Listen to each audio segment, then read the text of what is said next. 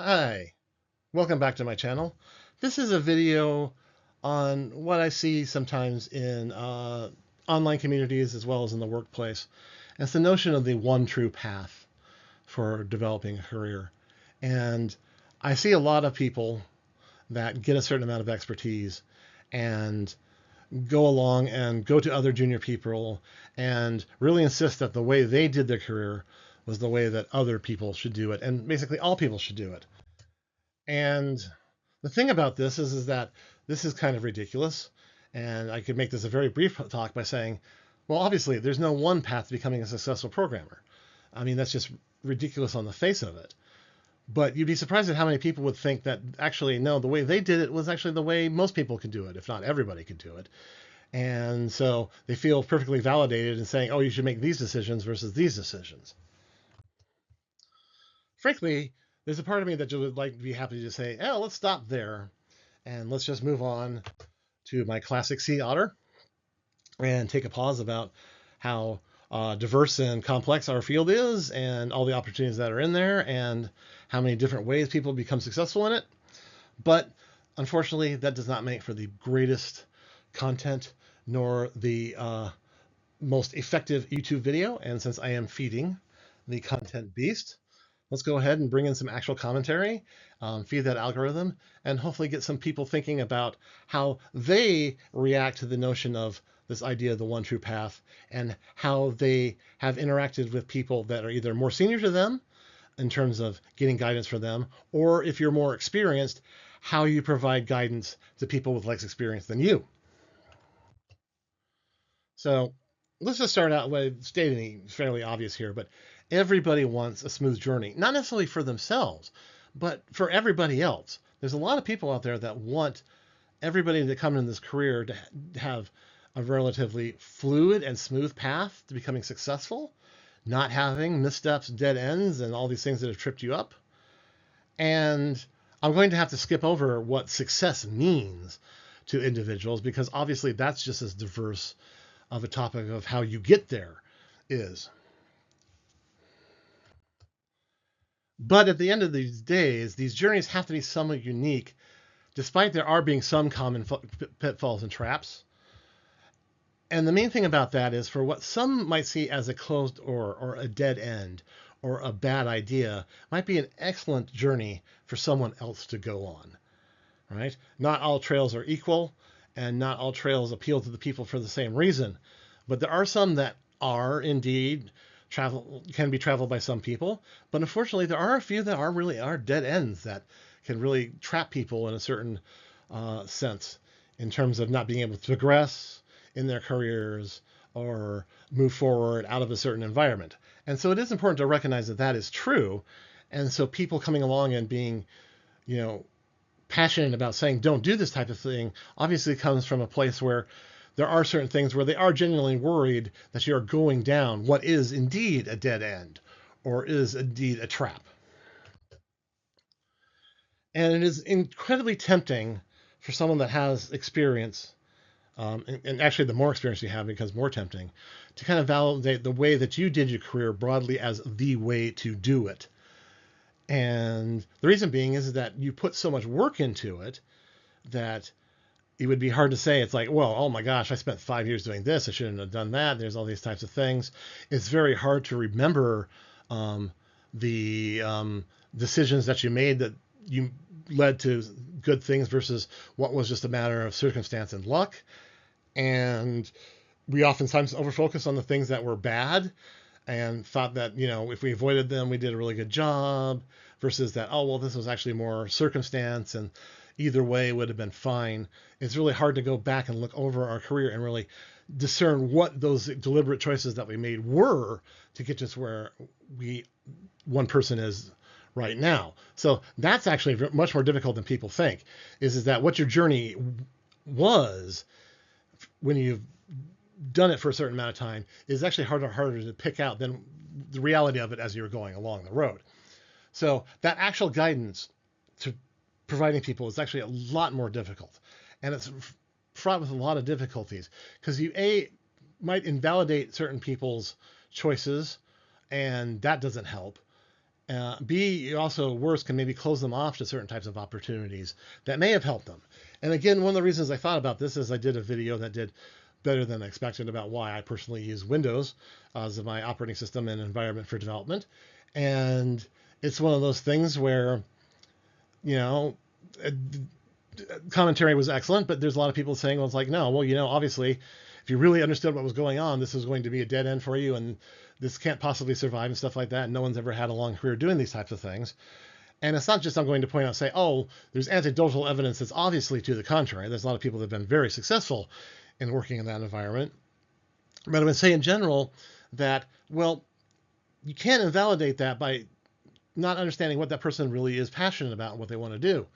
There might be people that really like working in more business or enterprise environments that might actually lean much more towards doing the business side of things at some point and not just doing technical stuff. There are certain environments that can be very, very difficult to work in, but can be very, very rewarding. I think healthcare, as I pointed out before, is an excellent example of an environment that is completely underserved in terms of effective programmers and has developed a lot of, frankly, very difficult to deal with software and environments, but is in desperate need of people to really help them make that any better. And at the end of the day, if you make someone working in a doctor's office slightly less annoying, the best what you've done is you've actually made it so that it's a little bit more likely for them to actually help somebody. So I would say that a lot of people would actually take that as a win versus how much they made at some startup. But again, what people see as successful varies greatly. So the main thing I see with this thing is that people will take their choice in terms of programming languages, environments, and operating systems, so on, and say, well, this is what you have to do. And if you go down different paths, then you're just wasting your time. And not only that, just basically closes off doors that people don't even know can open up into a whole set of opportunities that they're not even aware of. But it just basically also invalidates people that made different decisions, and it invalidates their hard work in that environment versus just recognizing, well, people have different choices that they make and they take different paths along to what being successful is. So what this really comes down to is this, and this is maybe what I'll say is maybe the most controversial thing that I'll say in this talk, is that teaching and mentoring are distinct skill sets that one has to specifically develop at a certain point in their career. They do not fall out of just having a certain amount of experience in a field. And that's something that really is critical to point out, is there are a lot of people out there who end up doing a lot of inadvertent mentoring or inadvertently giving advice to people that have made A, no specific choice to do that, and B, have no specific skills in doing so. And in that case, that can be very detrimental to certain people's careers.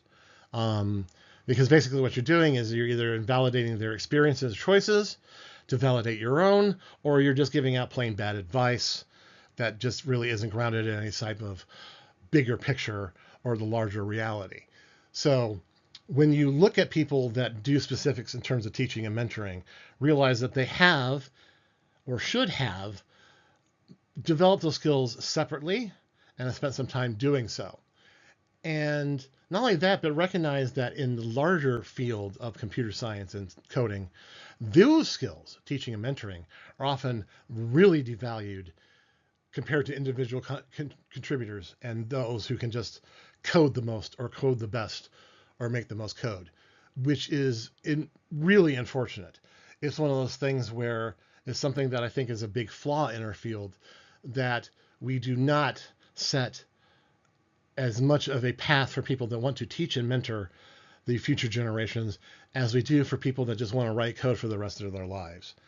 And certainly it's one of those things where there are too many people that are pushed into a managerial standpoint, and managing people is not teaching or mentoring them. That is also something that's completely different. Managing a technical project and technical people is completely about balancing business resources with technical realities. It's learning more about the business in terms of how to influence and gain traction for a project, to gain resources and budget, do all those types of things. Those are a set of soft people skills that have nothing to do with teaching and mentoring.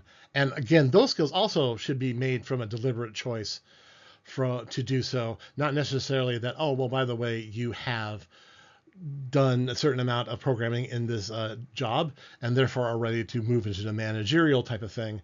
And they expect the mentoring and teaching and making your junior team better to just fall out of that naturally, versus realizing that that is a separate type of thing that needs to happen, especially in computer science. There are other fields in which that path is set kind of in stone.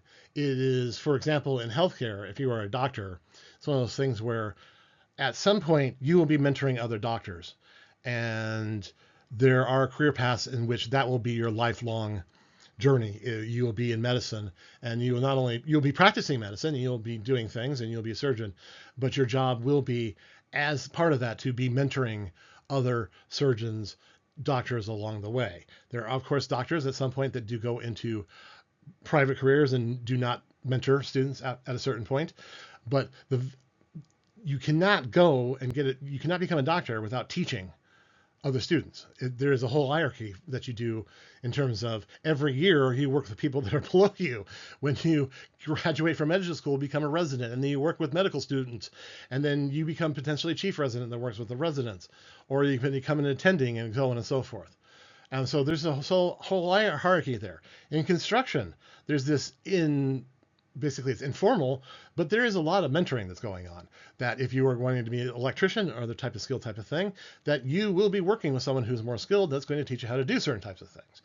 In computer science and coding, we don't necessarily have that. We have a lot of people whose primary contributions are as an individual contributor to a team making code. And that's certainly fine. I want to make space for those people. Again, I don't want them to be pushed into being teachers or mentors or managers. But at the same time, it is surprising to me how much we expect people that are juniors to come out of school with all the skills that they need and to be able to work with the seniors right away. And that if they don't, then that's on the fact of the juniors, and that they don't know anything. And that really is a detriment to our field as a whole. And to be perfectly honest, I think it's one of those things where certain people are overly hyped about AI, is that there are a lot of these senior contributors that really do not do a good job of fostering a team environment, period, and working with people that are less experienced with them, and are almost salivating at this notion that they can just work with a 24/7, never ask questions, never has to eat, never has its own ambitions AI that will just solve all these little dinky problems for them. And to those I say, well, if that future comes, that will be interesting. It's not something that I actually expect. I actually expect it to work like most things do, where we work best when we bring new people into the economy and provide them opportunities to do good things and to shine on their own, versus just hoard individual accomplishments and lord them over other people. And I have to be really sensitive about this, because certainly it's one of those things where, as I've said before, I am an overeducated failed academic. I do have a PhD in computer science. And it's something that, again, it would be easy for me to lord over certain people over, because I have been in college for a very long time in my career. I am very proud of certain of the things that I've done and accomplished and learned as a PhD. And not only that, but I'm also proud of some of the things I've done in the commercial environment after I left academics, again, for personal health reasons. And those reasons are why I'm not working today. And so I, again, don't want to say that, oh, okay, I know exactly what's going on in terms of this type of thing. I just want to react to it more as a personal type of thing, whereas I see myself as trying to be a perpetual student and trying to learn as much as possible, and to try to absorb new facts and new ideas as they come along. And computer science is a very good field in that, because it's constantly reinventing itself. Not necessarily for the better, but it is. It is one of those things where there's constantly new things to absorb and to bring on than were in the past. And that I really enjoy that kind of challenge. But at the same time, it's one of those things where I am very wary and have been very tired by people that accumulate knowledge and expertise as if it was something to lord over other people, as almost like a bludgeon. That basically the best way that they're going to motivate people to become better programmers is to beat them down until they accept that they are the one true way, the one true holder of knowledge, and they basically want yes men to follow in their path, minions to do what they want, versus really help someone grow in their own career. And I have worried about where I have been more of that person in the past, and certainly with this channel, I hope to be the kind of person that just provides information and interesting commentary that makes you maybe think about these things in a different type of way and lets you come to your own conclusions. Anyway, thanks for watching. I promise some more actual down to earth programming and Racket videos for you shortly. But I just wanted to take this opportunity to comment on a couple of things that I've seen. And I do appreciate you watching my videos. Again, do the YouTube thing, like and subscribe. Feed the wonderful beast. Let them know I exist. And I will see you again.